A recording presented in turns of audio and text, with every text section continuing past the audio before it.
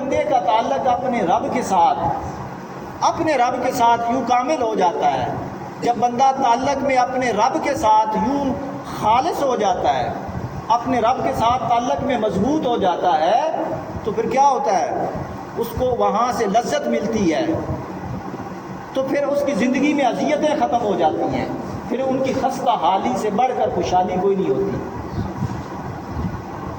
نیت، انسان کی نیت کسی بھی عمل میں جب یوں خالص ہو جائے، صافیہ ہو جائے، صاف ہو جائے نیت، تو زندگی میں اذیت نہیں رہتی، دکھ نہیں رہتا، تکلیف نہیں رہتی، اور جب تکلیف نہیں رہتی تو زبان پر شکوہ نہیں آتا۔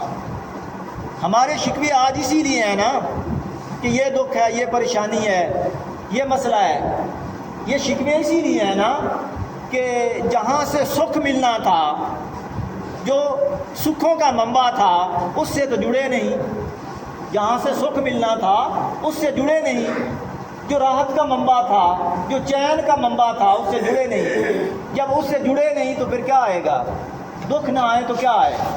جب بندہ اپنے دل کو اپنے مولا کے ساتھ یوں جوڑ لیتا ہے تو پھر اس کی زندگی میں اذیتیں ختم ہو جاتی ہیں، تکلیفیں ختم ہو جاتی ہیں۔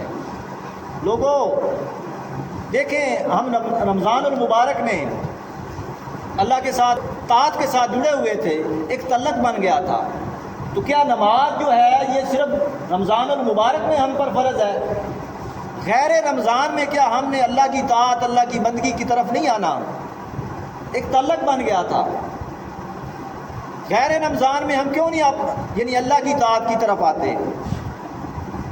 حالانکہ یہی کام تھا، یوں ہی رمضان گیا، ہم نے یہ ہمارا کام گیا، حالانکہ اصل کام یہ تھا جس کے لیے اللہ رب العزت نے فرمایا کہ میں نے تمہیں اپنی یاد کے لیے پیدا کیا ہے۔ یہ کام اصل یہ اس کی یاد والا جو کام ہے نا، اصل یہ کام ہے۔ باقی جس کو ہم کام سمجھتے ہیں، اصل میں یہ تو گورکھ دھندے ہیں۔ اصل کام تو یہ ہے جس کے لیے اس نے ہمیں پیدا کیا ہے، اور اس کا بہترین ذریعہ نماز ہے۔ دیکھو، ہمیں چاہیے تھا کہ رمضان کے بعد اس تسلسل کو قائم رکھتے، یہاں تک کہ اگلا رمضان آ جاتا، یہاں تک کہ ہماری موت ہو جاتی۔ اسی کو تو استقامت کہتے ہیں۔ اللہ رب العزت نے فرمایا قالوا ربنا اللہ ثم استقاموا، جو مولا کے ہو گئے، مولا کو اپنا مان لیا، پھر زندگی بھر مرتے دم تک پھسلے نہیں۔ تتنزل علیہم الملائکہ، ان پر پھر فرشتے اترتے ہیں، اللہ کے انوار اترتے ہیں۔ کب اترتے ہیں؟ جب اس کی وفات ہوتی ہے۔